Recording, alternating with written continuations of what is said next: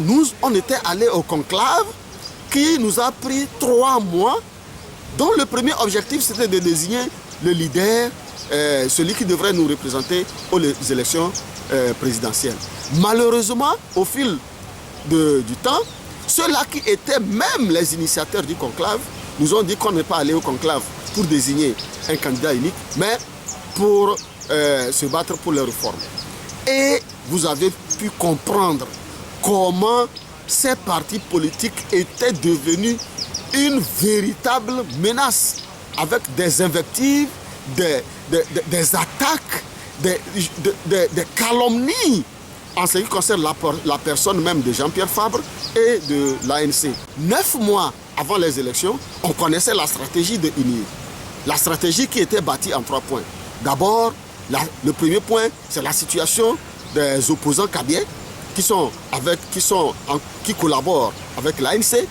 Le deuxième point, c'est la situation de pré-campagne et de campagne en ce qui concerne le territoire. Et le troisième point, c'est le jour des élections. Alors, le premier point qui concernait les opposants cabiais, il était prévu de les neutraliser. Et on savait qu'il fallait neutraliser Bodjona, affamer Olivier Ama et Abbas Kabwa pour leur faire subir le même sort que Péré, en leur faisant ravaler leur crachat. Alors, vous avez vu, Bodjona a été arrêté. Donc Olivier Ama, refusant de subir ce qui s'est passé, a fui. Et vous connaissez aujourd'hui la situation d'Abbas Kabwa. Donc on connaissait la stratégie.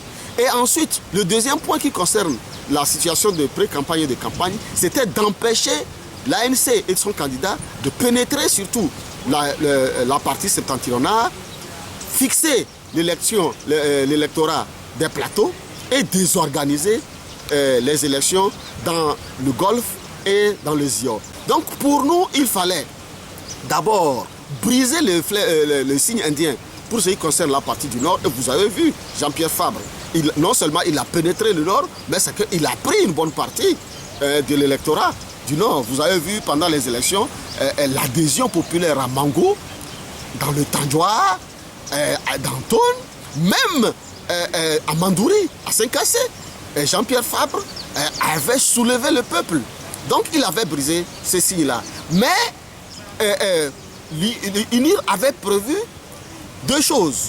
C'est qu'il fallait tout faire pour racheter nos membres dans les bureaux de vote ou à défaut les chasser. Certaines voix s'élèvent et estiment qu'il faut que l'opposition se retrouve pour fédérer les forces et les énergies et trouver des stratégies nouvelles pour pouvoir relancer la lutte. Est-ce que CAP 2015 ou l'ANC est dans la même logique? Il ne me revient pas de le dire, mais je vous ai dit qu'au lendemain des élections législatives de 2013, si c'est qu'on avait pu se dire la vérité, que la collaboration avec certains partis politiques ne peut pas être considérée comme une opportunité, mais une menace, ce qui nous est arrivé ne devrait pas arriver. Vous savez, on a accepté d'aller au conclave, mais dès le début du conclave, vous avez vu, certains partis politiques qui étaient nos partenaires depuis longtemps sont devenus nos adversaires avec une virulence qu'on ne peut pas expliquer. Et il y a des gens qui étaient prêts et qui ont même œuvré pour l'échec de l'alternance au Togo. Donc pour nous, la collaboration avec les autres partis politiques, alors si vous voulez que je vous donne ma position, alors que ma position n'est pas importante, je vous dirai que c'est à réfléchir encore 2 ou même 3 fois par rapport à ce qui s'est passé. Même les élections législatives de 2013. La collaboration avec certains partis politiques nous a empêchés d'obtenir un certain nombre de sièges. Ça, parce qu'il y a certains partis politiques qui n'étaient pas vendables sur le terrain. Il y a des gens même dans leur propre fief ont été battus. Il y avait des situations difficiles qu'il fallait gérer par rapport à certains comportements de certains leaders. Donc tout ça là, c'est à mettre dans la balance avant de prendre la décision.